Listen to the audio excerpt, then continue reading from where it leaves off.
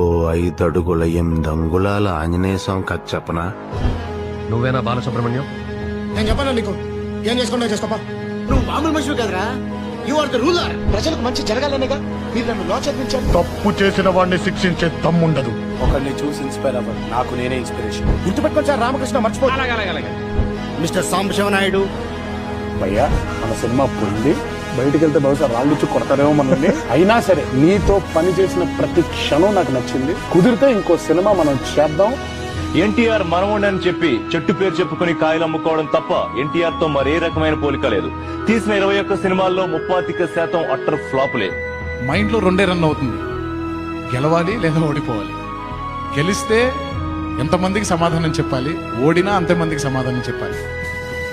చేస్తా, చేస్తూనే ఉంటా. మీకు నచ్చే వరకు తీస్తూనే ఉంటాను, చేస్తూనే ఉంటాను. నాకు హిట్టులు ఫ్లాప్లు వద్దు. యూజర్ నేమ్ దయా, పాస్వర్డ్